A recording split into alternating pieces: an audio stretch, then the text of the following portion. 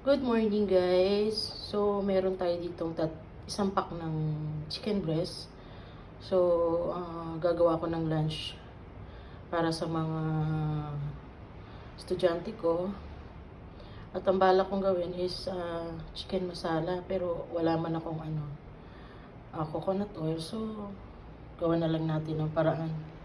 Saka yan yung mga gagamitin. Yung turmeric, ginger powder, garlic powder, paprika.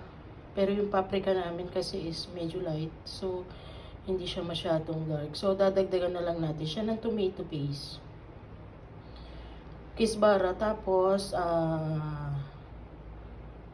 yung buhar. Konti lang naman.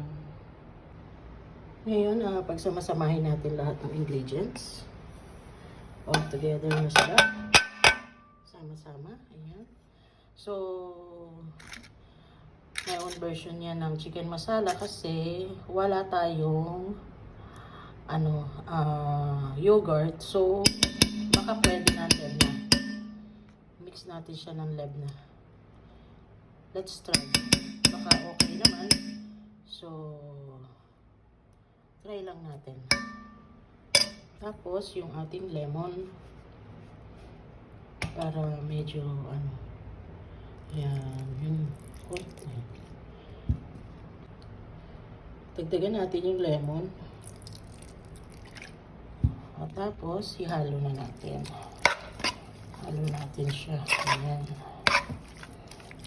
Parang mamarinate pa siya.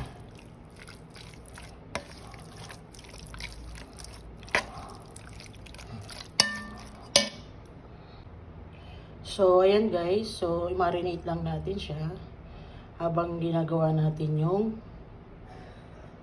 gigisahin natin yung kamatis, sibuyas, at saka yung ginger at yung garlic. Iwanan muna natin siya. So guys, mag-start na tayo. Yung margarine muna kasi wala tayong ghee. So, konting margarine, konting oil. Okay.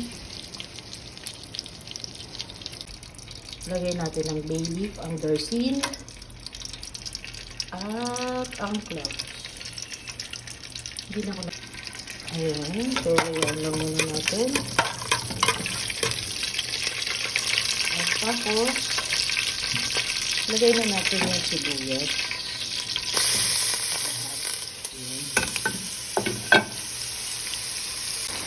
Ayan, guys. Tapos, na siya. Nilagay ko na rin yung kamatis.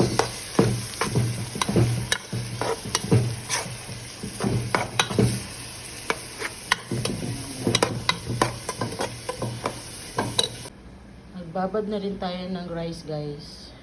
So, dito sa isang kaldero, maglalagay ko naman tayo ng rice.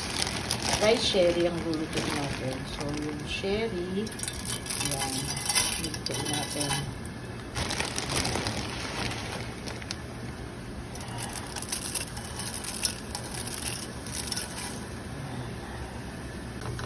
So, lulutuin lang natin siya hanggang maging brown.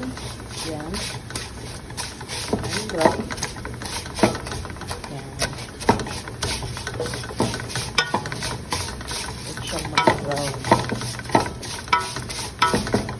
Ayan guys, nilagay ko na yung rice. Ayan.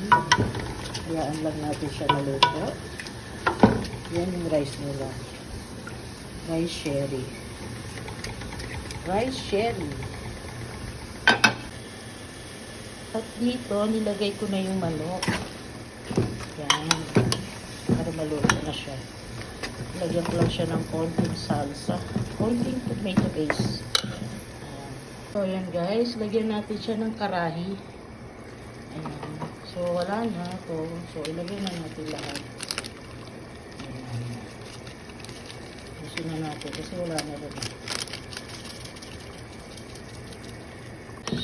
So, hintayin lang natin siya maluto. Ayan. Lalagyan natin mamaya ng konting chili powder. Ayan. Sherry rice. Ayan, luto na po yung ating kanin. At ito naman yung ating chicken masala. So, hindi pa siya nag-mantika. konti pa bago natin ilagay yung cream. Kasi po, it's my own version of chicken masala. Wala po kasi cream. Gusto ng mga bata may cream. Yes guys, ayan, ilalagay na natin yung fish-bara, yung chili, at yung cream. Ayan, konting cream lang. At ayan na po ang ating finished product guys. At thank you po. Please like, share, and follow the video. Thank you very much guys.